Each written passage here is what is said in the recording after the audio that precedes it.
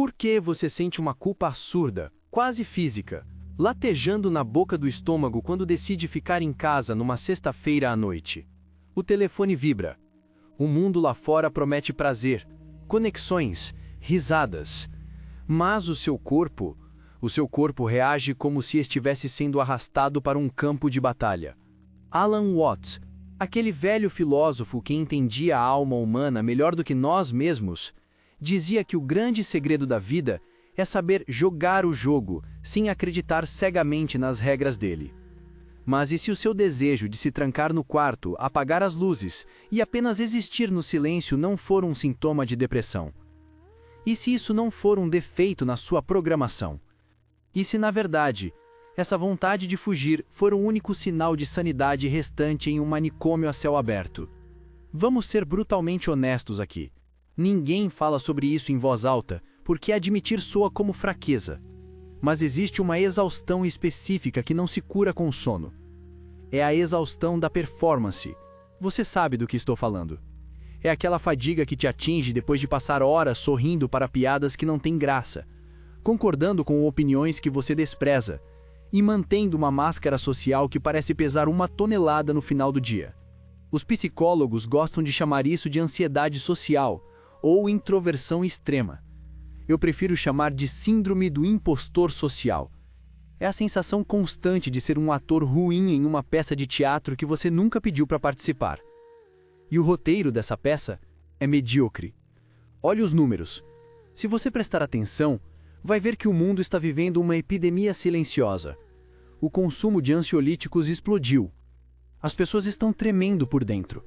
Mas o sistema médico e até a cultura popular tenta te convencer que você é o problema. Eles dizem que você precisa se soltar mais, sair da casca, fazer networking. Eles tratam o seu desejo de isolamento como uma doença a ser erradicada, como uma febre que precisa baixar. Mas pense comigo. Quando você come algo estragado, seu corpo vomita. É violento, é desagradável, mas é uma defesa. É o seu organismo rejeitando o veneno para te manter vivo. E se a sua ansiedade social for exatamente isso? Um vômito da alma. Uma reação alérgica violenta à superficialidade das interações modernas. Vivemos o grande paradoxo do nosso tempo. Nunca estivemos tão conectados digitalmente. Você tem acesso a milhares de pessoas com um deslizar de dedos. Mas a profundidade dessas conexões é inversamente proporcional à quantidade. É como estar morrendo de sede no meio do oceano. Água por todos os lados, mas nenhuma gota potável. E a sua mente, se ela tiver o mínimo de complexidade, percebe essa fraude. Aqui entra uma distinção fundamental que separa os meninos dos homens, ou melhor, as mentes de rebanho das mentes soberanas. A diferença entre sinal e ruído. Mentes simples, aquelas que operam na superfície, são aterrorizadas pelo silêncio. Para elas, o silêncio é um espelho onde elas são obrigadas a ver o próprio vazio. Por isso elas buscam o ruído, o barulho constante, a música alta, a notificação incessante, a fofoca, a política rasa. O ruído preenche o espaço onde deveria haver personalidade. Já as mentes complexas, elas buscam o sinal. Elas buscam a verdade, a clareza, a essência. E o sinal é frágil. Ele só pode ser captado na frequência baixa do silêncio. É por isso que o barulho do mundo não te irrita apenas. Ele te agride. Ele interfere na sua sintonia. Faça um exercício mental comigo agora. Visualize a cena. Sexta-feira, 11 da noite. De um lado você tem um bar lotado. O cheiro é uma mistura de álcool barato, suor e perfumes caros tentando esconder a insegurança. A música é tão alta que impede qualquer conversa real. Então as pessoas apenas gritam frases feitas umas para as outras. Risadas histéricas explodem a cada minuto. Não porque algo seja engraçado, mas porque o silêncio seria constrangedor. É um caos sensorial. Agora corte a cena. Visualize o seu quarto às 3 da manhã. A porta está trancada. O mundo lá fora dorme ou se embriaga, mas ali dentro o tempo parou. A única luz vem de um abajur ou da tela do computador.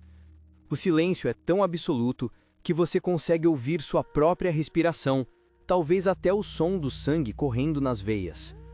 Nesse momento, não há performance, não há ninguém para impressionar. A máscara cai no chão. Você está sozinho.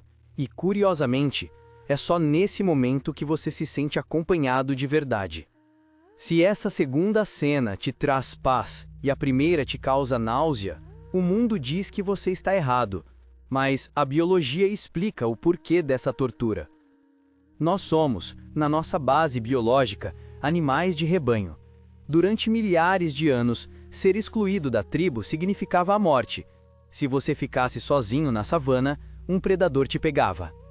Então, o seu cérebro primitivo, aquela parte reptiliana que governa o medo, evoluiu para disparar um alarme de pânico sempre que você se isola. É um mecanismo de sobrevivência obsoleto. Quando você decide ficar em casa, uma parte antiga do seu cérebro grita: cuidado, você vai ser esquecido, você vai morrer. O problema é que hoje não existem mais leões na savana. O perigo mudou. Hoje, o perigo não é ficar sozinho. O perigo é se perder no meio da multidão.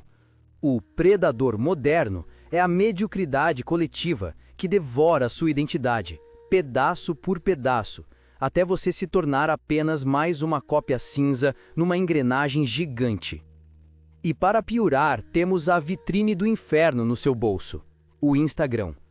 As redes sociais funcionam como uma arma psicológica apontada para sua têmpora. Você abre o aplicativo e vê um desfile interminável de felicidades performáticas. Pessoas em iates, jantares perfeitos, grupos de amigos sorrindo com os dentes brancos demais. O que você não vê é o contexto. Você não vê a briga que aconteceu 5 minutos antes da foto. Você não vê o vazio existencial que aquela pessoa sente assim que o flash apaga. Você não vê que aquela alegria é muitas vezes apenas um pedido de socorro invernizado com filtros. Mas o seu cérebro compara os bastidores da sua vida, com todas as suas dúvidas, medos e tédio, com o palco iluminado da vida dos outros. É uma comparação injusta e cruel. E isso gera o que eu chamo de inadequação criativa. Você começa a sentir que não pertence a este lugar, que nasceu na época errada, no planeta errado. Você olha para as interações humanas modernas, o namoro por aplicativo, a amizade por conveniência, o sucesso medido por likes, e sente uma desconexão profunda, como se estivesse tentando sintonizar um rádio antigo e só pegasse estática.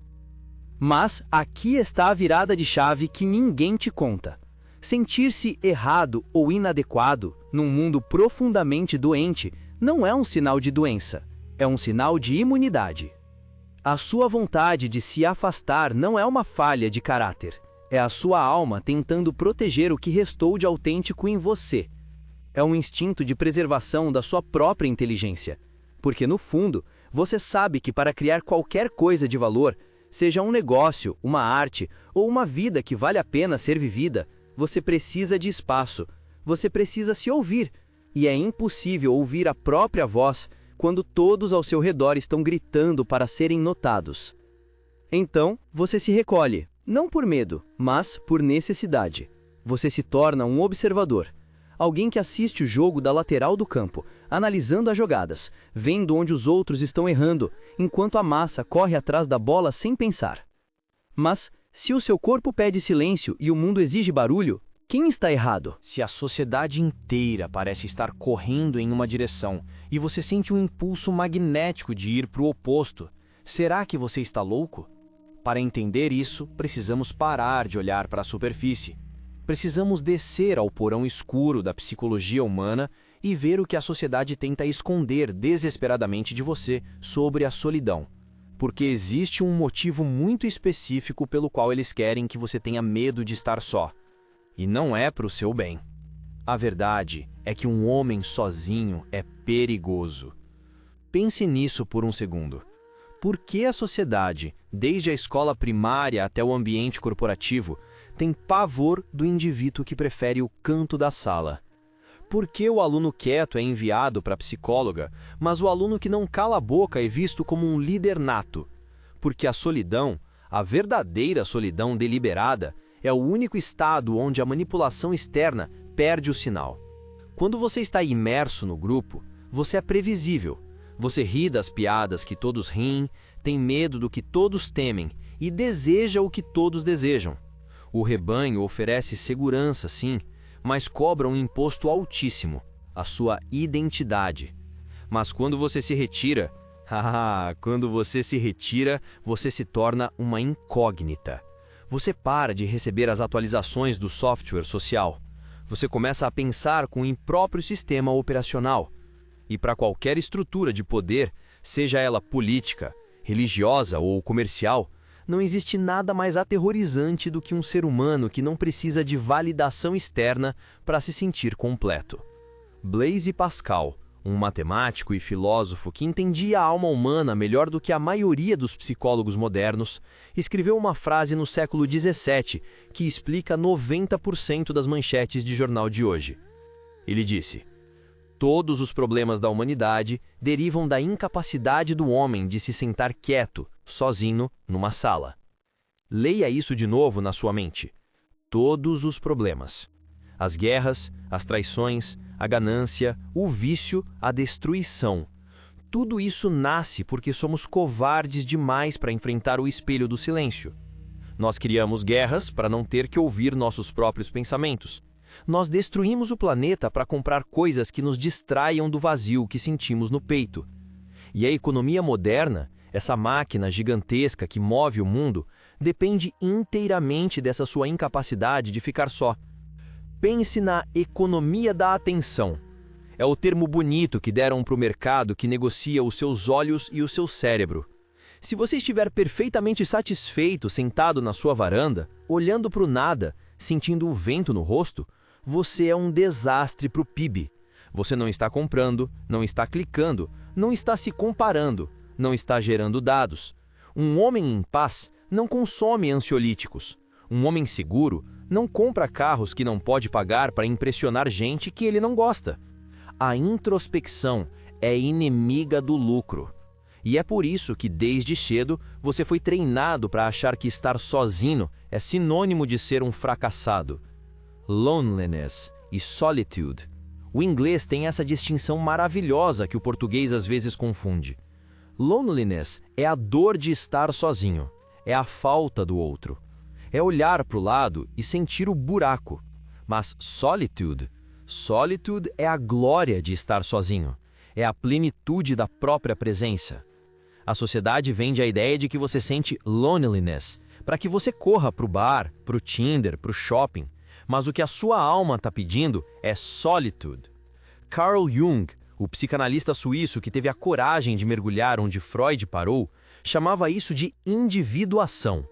Ele dizia que ninguém se torna a si mesmo no meio da multidão. O coletivo, por definição, é uma média. Ele lixa as suas pontas, arredonda as suas arestas, te deixa uniforme. Para se tornar um indivíduo, indivisível, único, você precisa se separar. É no silêncio que a mágica acontece. Mas, meu amigo, o silêncio é assustador. Você já reparou no que a maioria das pessoas faz assim que entra em casa depois de um dia de trabalho? Elas ligam a TV, ou colocam música, ou abrem o Instagram. Imediatamente. É um reflexo pavloviano. Por quê? O que há de tão terrível no som da própria respiração? O medo é que, no silêncio, os demônios saem do porão. As dúvidas que você enterrou com trabalho excessivo, as mágoas que você afogou em cerveja, os sonhos que você abandonou, tudo isso flutua para a superfície quando o ruído cessa. O barulho do mundo funciona como um anestésico. Ele mantém você dormente. Você que sente esse desejo de se isolar, talvez não esteja deprimido. Talvez você tenha apenas desenvolvido tolerância ao anestésico. O remédio do mundo não funciona mais em você.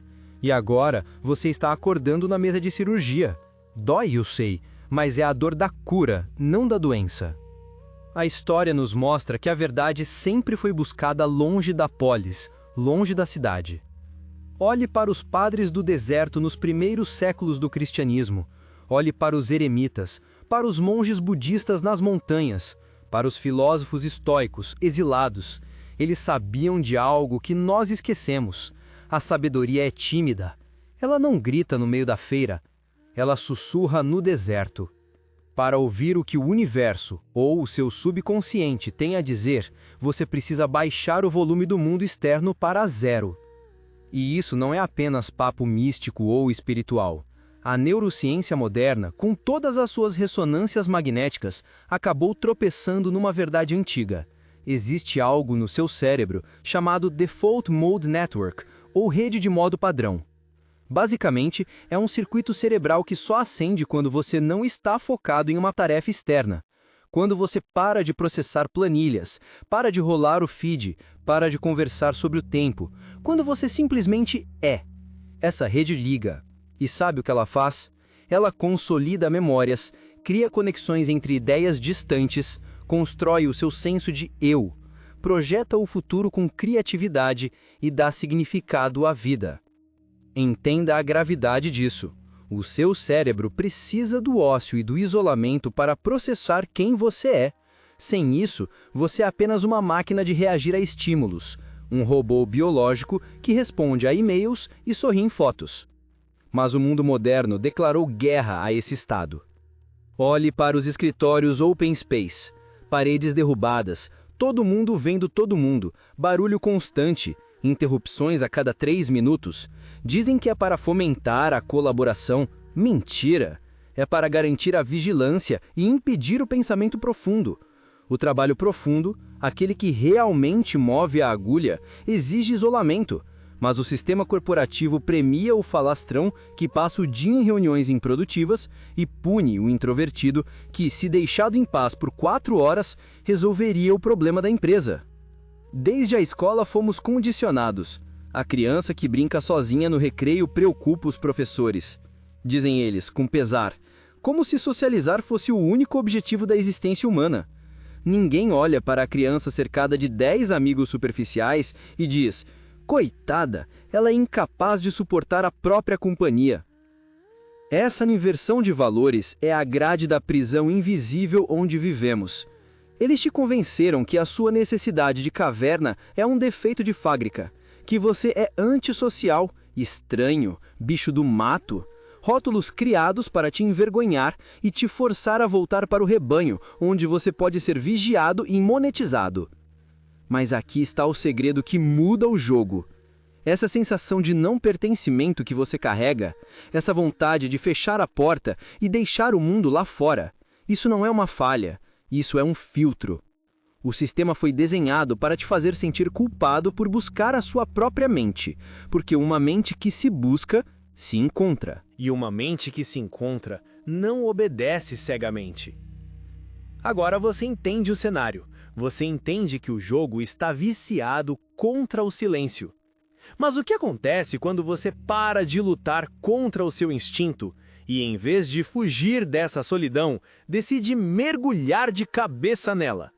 O que acontece quando você atravessa a arrebentação do medo inicial e chega no mar aberto da solitude? É aí que a química muda. É aí que o chumbo vira ouro. Você parou de lutar, e no momento exato em que você solta as armas e se rende ao silêncio, algo estranho acontece. A dor aguda da solidão, aquela que parecia uma facada no peito, começa a mudar de temperatura. Ela deixa de ser uma ferida aberta e se torna uma fornalha. É aqui que a mágica acontece. É aqui que o chumbo vira ouro. Porque o sofrimento que você sentiu até agora não era um sinal de que você estava quebrado. Era o sinal de que o seu ego social estava queimando. Sabe aquela persona que você construiu para agradar o chefe, para não brigar com a família, para parecer normal no jantar de domingo? Essa máscara precisa de validação externa como um viciado precisa de droga. Quando você se isola, você corta o suprimento. A máscara sufoca. A máscara morre. E isso dói. Dói como num parto. Mas o que sobra depois que a máscara vira cinzas? Sobra você. O verdadeiro você.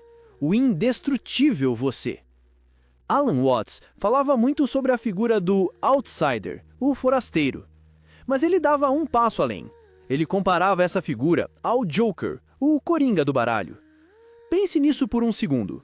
No baralho, o rei tem uma função fixa, a rainha tem uma função fixa.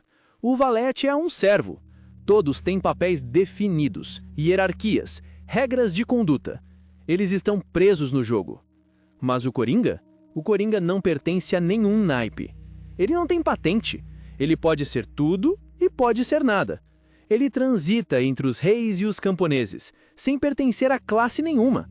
Ele vê o jogo de fora, mesmo estando dentro dele. Quando você aceita a sua solitude, você se torna essa carta. Você deixa de ser uma peça no tabuleiro de xadrez dos outros e se torna o jogador. Você percebe que não precisa da aprovação do rei ou da rainha, porque você não joga pelas regras deles. Isso não é ser um pária, isso é ser livre. É uma posição de poder absoluto, que a sociedade tenta vender como tristeza para que você volte correndo para a caixa. E essa liberdade traz um superpoder que poucos homens modernos possuem: a autossuficiência emocional. Olha em volta. A maioria das pessoas que você conhece vive conectada a um respirador artificial de atenção. Elas precisam que alguém curta a foto, que alguém ria da piada, que alguém concorde com a opinião política delas. Se tirarem isso, elas colapsam.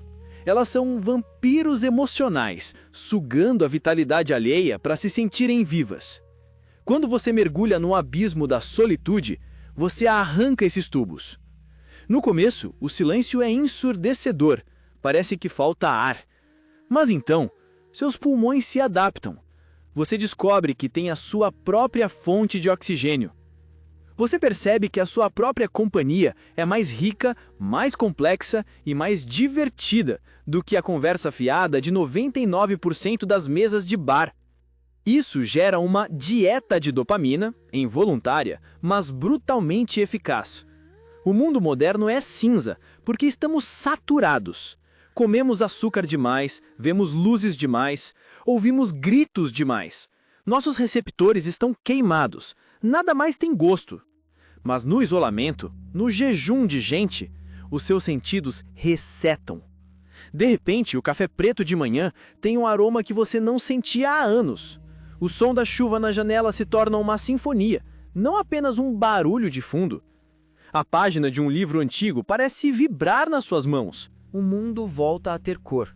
Não porque o mundo mudou, mas porque você recuperou a sensibilidade que a multidão tinha roubado de você. A história está cheia de provas de que o isolamento é o laboratório da genialidade. E não estou falando de monges místicos levitando em cavernas. Eu estou falando de fatos concretos, de ciência dura. Volte para 1665, Londres. A grande peste está dizimando a população. As ruas estão cheias de cadáveres. A Universidade de Cambridge fecha as portas e manda todo mundo para casa. Um jovem estudante, medíocre até então, é obrigado a se isolar na fazenda da família em Woolsthorpe. O nome dele era Isaac Newton. Ele passou quase 2 anos sem professores, sem festas, sem debates acadêmicos inúteis, sem o ruído da vida social. Foi o período mais solitário da vida dele. E adivinha? Foi exatamente nesses meses de silêncio absoluto que ele criou o cálculo, desenvolveu a teoria das cores e formulou a lei da gravidade universal. O caos lá fora gerou a ordem lá dentro. Se Newton tivesse ficado em Londres, socializando e tentando ser popular, talvez hoje não tivéssemos ido à Lua. A humanidade avançou séculos porque um homem foi forçado a ficar sozinho e, em vez de chorar, ele pensou. A sua solidão é esse mesmo laboratório. O problema é que você está usando o laboratório para lamentar a ausência dos outros, em vez de usá-lo para destilar a sua própria potência. Friedrich Nietzsche, que entendia a solidão como poucos, usava a metáfora da montanha. Ele dizia que o ar das alturas é rarefeito e gelado. Não é qualquer pulmão que aguenta respirar lá em cima. A maioria das pessoas precisa do ar quente, úmido e viciado do vale, onde o rebanho se amontoa para se manter aquecido. Subir a montanha da solitude é sentir frio, é sentir a vertigem, mas à vista a vista é reservada apenas para quem tem a coragem de abandonar o vale. O isolamento é um filtro evolutivo, é um teste de capacidade pulmonar intelectual. Se você se sente que não pertence ao grupo, talvez não seja porque você é inferior. Talvez seja porque você está tentando respirar debaixo d'água quando seus pulmões foram feitos para a estratosfera. E aqui entra a parte mais cruel e libertadora desse processo: a filtragem social automática. Muitos de vocês têm medo de se isolar porque pensam: se eu sumir, vou perder meus amigos. Deixe-me ser brutalmente honesto com você.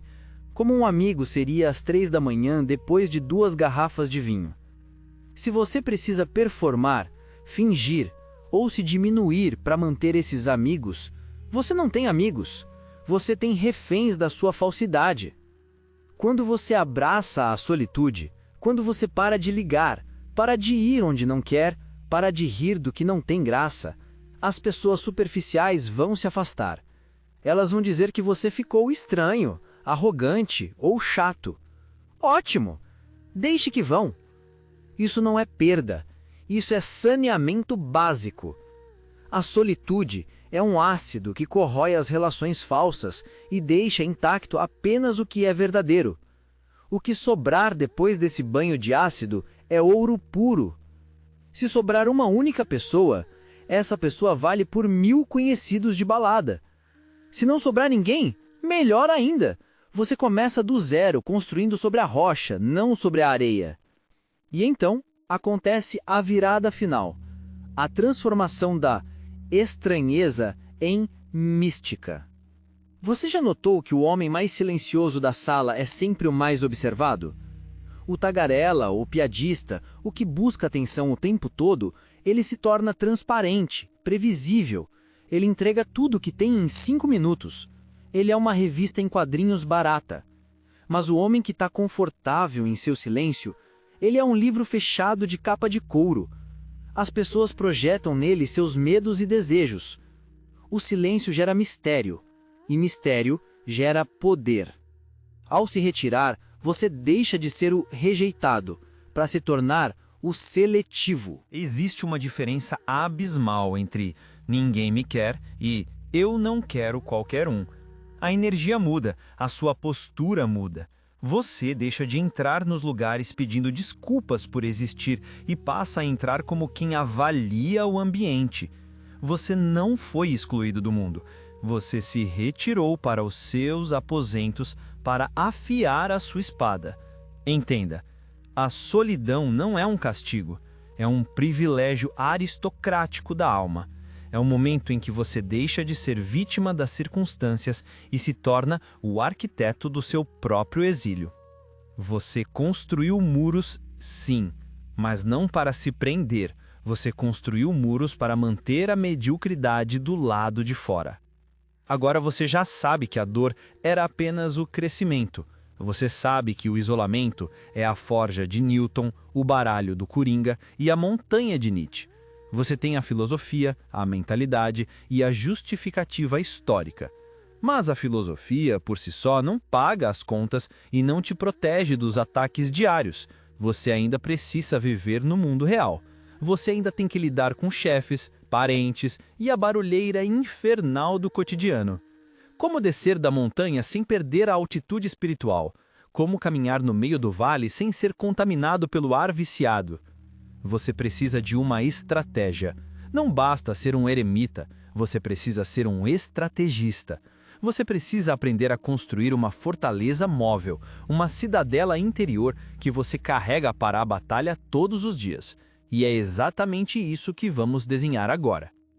A primeira regra dessa estratégia é entender que a geografia é irrelevante. Você não precisa de uma caverna no Himalaia, você precisa do que os estoicos, como Marco Aurélio, chamavam de cidadela interior. O imperador romano escrevia seus pensamentos mais profundos em tendas de campanha, cercado por lama, sangue e o barulho de legiões germânicas gritando por sua cabeça. Se ele conseguia encontrar o silêncio no meio da guerra, você consegue encontrá-lo no escritório ou no metrô lotado. A solitude, quando usada como arma, deixa de ser um estado físico e passa a ser uma blindagem mental. A tática mais letal para aplicar isso hoje é o que nos círculos de alta performance chamamos de modo monge, mas vamos tirar o verniz corporativo disso. O modo monge não é sobre produtividade, é sobre desaparecimento estratégico. Pense nisso como um submarino. Há momentos na vida em que você precisa submergir. Você corta o rádio, você ignora o radar, você desce para as profundezas onde a pressão esmaga qualquer coisa que não seja sólida. Durante 3 meses, 6 meses, você diz não para tudo que é trivial. O happy hour? Não. O aniversário do primo de 2º grau que você nem gosta? Não. As notícias irrelevantes sobre política? Não. Você submerge para trabalhar em um projeto, no seu corpo ou na sua mente. Enquanto a superfície está agitada com ondas e tempestades, lá embaixo, no escuro, é calmo. E quando você finalmente emerge, você não volta ao mesmo. Você volta com o tesouro. O mundo continua gritando, mas você volta com resultados que o barulho deles jamais poderia produzir. Mas, inevitavelmente, você precisa interagir. E aqui entra o velho Arthur Schopenhauer. Schopenhauer era um rabugento genial que entendia a natureza humana melhor do que ninguém. Ele nos deixou uma parábola perfeita para o seu dilema social. O dilema do porco-espinho. Imagine um grupo de porcos-espinhos numa noite gelada de inverno. Eles estão morrendo de frio. O instinto manda que eles se amontoem para se aquecerem com o calor dos corpos uns dos outros. Mas, assim que se aproximam demais, os espinhos de um perfuram a carne do outro.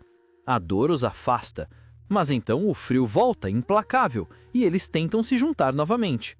Dor, frio, dor, frio. Essa é a nossa vida social.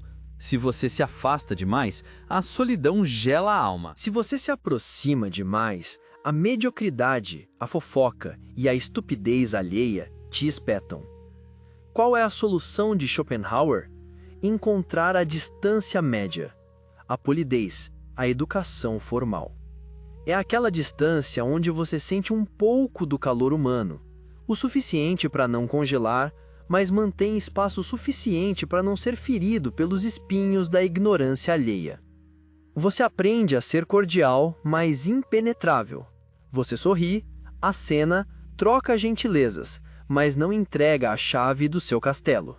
Você está ali, mas não pertence àquilo. É uma dança delicada, mas quando você domina a arte da distância segura, você para de sangrar. E isso nos leva à próxima ferramenta do seu arsenal, a observação antropológica. Isso vai mudar a forma como você encara reuniões chatas ou festas obrigatórias a partir de amanhã. Quando você estiver preso numa situação social que drena sua alma, mude a chave na sua cabeça. Pare de ser um participante e torne-se um observador. Imagine que você é um antropólogo enviado de Marte para estudar uma espécie curiosa e primitiva, o Homo sapiens. Olhe para eles. Veja como eles tentam desesperadamente impressionar uns aos outros com roupas de marca. Observe como eles riem alto demais de piadas sem graça só para serem aceitos pelo grupo. Analise os rituais de acasalamento, as disputas de ego disfarçadas de debate político. Quando você faz isso, o sofrimento desaparece e dá lugar à curiosidade. Você se desapega emocionalmente. Aquilo não é mais sobre você. É um documentário da National Geographic acontecendo ao vivo. Você está protegido por um vidro invisível. Eles estão lá, fazendo o teatro deles, e você está aqui, na plateia, tomando notas. Essa mudança de perspectiva transforma a irritação em entretenimento intelectual. É o máximo do desprezo estoico. Estar entre eles sem ser um deles. E por que fazer isso? Para conservar a sua bateria de alta voltagem. O mundo não te conta isso, mas a energia social é um jogo de soma zero. Extrovertidos são como painéis solares. Eles precisam estar expostos ao exterior para carregar. Eles sugam a energia da interação. Você é uma bateria nuclear. Você gera energia interna, no núcleo, no silêncio. Quando você fala demais, quando você tenta agradar, você está vazando combustível. Cada conversa fiada é um vazamento no seu reator. O homem que aprende a calar, a ouvir mais do que fala, acumula uma pressão interna poderosa. Essa energia que você economiza não desaparece, ela se transforma. Ela vira libido, vira fúria criativa, vira foco laser no seu trabalho, vira paciência com os seus filhos. Enquanto eles terminam a noite exaustos de tanto falar nada com nada, você termina a noite vibrando, pronto para construir impérios ou ler filosofia até o amanhecer. O seu silêncio é literalmente poder acumulado. Mas para proteger esse reator, você precisa dominar a palavra mais poderosa de todas. Uma palavra curta, completa e devastadora. Não. A sociedade te treinou para dar desculpas. Ah, eu não posso porque minha tia está doente. Ah, eu não posso porque tenho que levar o cachorro no veterinário. Pare com isso. A desculpa é uma confissão de fraqueza. A desculpa diz que o tempo do outro é mais importante que o seu, a menos que você tenha uma tragédia para justificar a sua ausência. Aprenda a recusa educada e misteriosa. Infelizmente, não poderei comparecer. Tenho um compromisso. Eles vão perguntar, que compromisso? Você sorri e diz, um compromisso inadiável. Ponto. O compromisso é com você mesmo, é com o seu livro, com o seu treino ou simplesmente com o teto do seu quarto e uma música boa. Eles não precisam saber. O mistério gera respeito. Um homem que protege o seu tempo com ferocidade é um homem que entende o valor da própria vida. Quando você está sempre disponível, você é uma mercadoria barata. Porque você viveu um sentimento profundo de rejeição, ou porque todos haviam morrido.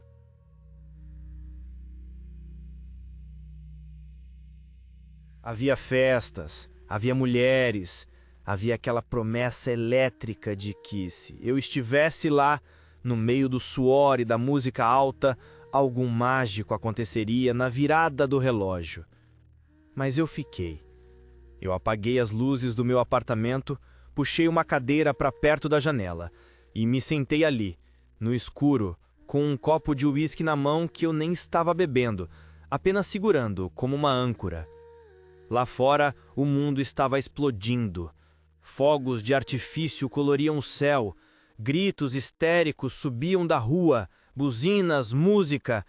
A humanidade inteira estava celebrando a rotação da Terra, como se fosse uma conquista pessoal. E ali estava eu, do outro lado do vidro. O vidro era frio contra minha testa. Nos primeiros minutos, vou ser honesto com você, a sensação foi de derrota. O condicionamento social é brutal. Uma voz na minha cabeça gritava: há algo errado com você, você é um fracassado, todo mundo está feliz, menos você, você é um erro estatístico. A tristeza veio pesada, física, apertando a garganta. Eu me senti um fantasma assistindo à vida dos vivos. Mas então, o relógio marcou meia-noite. O barulho lá fora atingiu o pico e aqui dentro nada mudou. O silêncio continuou. E foi nesse exato momento, enquanto o mundo gritava, que a tristeza começou a mudar de forma. Ela parou de ser uma dor aguda e se transformou em algo vasto, como o oceano à noite, escuro, profundo, mas incrivelmente calmo. E eu percebi que eu não estava perdendo nada. Aquela euforia lá fora era performática. Quantas daquelas pessoas estavam realmente felizes? Quantas estavam apenas aterrorizadas com a ideia de estarem sós e usavam o barulho para abafar o próprio vazio? Elas precisavam da multidão para validar a própria existência. Eu não. Eu estava ali, com os meus demônios, com as minhas memórias, com a minha própria mente, e eu não quebrei. Eu não morri. Pelo contrário, uma sensação de poder absoluto começou a subir pela minha espinha. Eu poderia estar em qualquer lugar, mas tive a coragem de escolher estar comigo. Essa é a virada de chave que separa os meninos dos homens, os carentes dos soberanos. A sociedade nos vende a ideia de que a felicidade é um estado de euforia constante, um sorriso permanente de comercial de margarina. Isso é mentira. E é uma mentira perigosa. A busca por essa felicidade infantil é o que torna as pessoas fracas e dependentes. A solidão, meu amigo, é o preço do ingresso para a profundidade. Quem vê mais, sente mais. Se você tem uma inteligência acima da média, se você percebe as nuances, as hipocrisias, as engrenagens do teatro social, é impossível você estar sempre sorrindo. A lucidez dói. Ver a verdade é muitas vezes decepcionante. Você olha para um grupo de amigos rindo alto num bar e, em vez de sentir inveja, você vê a superficialidade das conversas, a repetição dos mesmos roteiros, a necessidade desesperada de aprovação.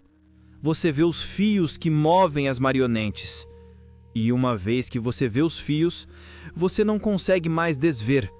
Você não consegue mais sentar lá e fingir que a conversa sobre o clima ou sobre o reality show é fascinante. Isso te isola? Sim, mas te liberta. Abrace essa melancolia. Pare de tentar curar a sua seriedade como se fosse uma doença. Essa gravidade que você carrega não é depressão, é lastro. É o peso que impede o navio de virar na tempestade. E aqui entramos no paradoxo mais bonito e cruel da existência humana: a conexão. Você deve estar pensando: então o destino é morrer sozinho? Nunca amar? Nunca ter um parceiro ou parceira? Absolutamente não. O segredo que ninguém te conta é que você só será capaz de amar verdadeiramente alguém no dia em que você não precisar mais daquele alguém para sobreviver emocionalmente. Enquanto você foge da sua própria solidão, você não busca um parceiro. Você busca um refém. Você busca uma muleta. Você não busca um parceiro. Você busca um refém. Você busca uma muleta. Você busca alguém para tapar os buracos da sua alma, para fazer barulho onde há silêncio, para te distrair de si mesmo. Isso não é amor. Isso é parasitismo emocional. É usar o outro como analgésico. Mas, quando você atravessa o deserto, quando você passa aquela noite de ano novo sozinho e descobre que a sua própria companhia é suficiente, quando você constrói a sua cidadela interior e se sente seguro nela, aí, e só aí, você está pronto para se relacionar. Porque agora você não vai até o outro para sugar, você vai para transbordar. O encontro de duas solidões bem resolvidas é a coisa mais poderosa do universo. São dois impérios inteiros que decidem fazer uma aliança, não dois mendigos brigando por migalhas de afeto. É a diferença entre a necessidade e a escolha. E eu sei que às vezes parece que você é o único. O mundo é barulhento, vulgar e rápido. Parece que todos estão numa frequência diferente, correndo atrás de vento. E você está aí, parado, observando, sentindo-se um alienígena. Mas escute bem o que vou te dizer agora. Olhe para a tela. Você não está sozinho. O fato de você ter chegado até este ponto do vídeo, enquanto a maioria já clicou em algum vídeo de gatinhos ou numa dancinha viral, prova isso. Existe uma ordem invisível neste mundo. Não temos um clube, não temos um aperto de mão secreto, não usamos uniformes. Mas nós nos reconhecemos. Nós somos aqueles que ficam em silêncio quando todos gritam.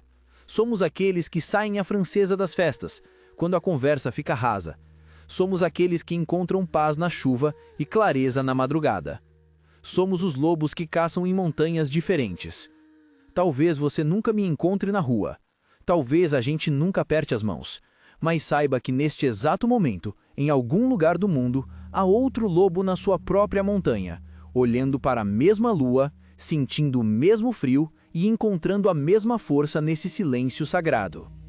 A sua vida não é triste, épica. Ela é um filme de arte, não um blockbuster de verão. Ela tem pausas, tem sombras, tem diálogos internos complexos, e isso é lindo.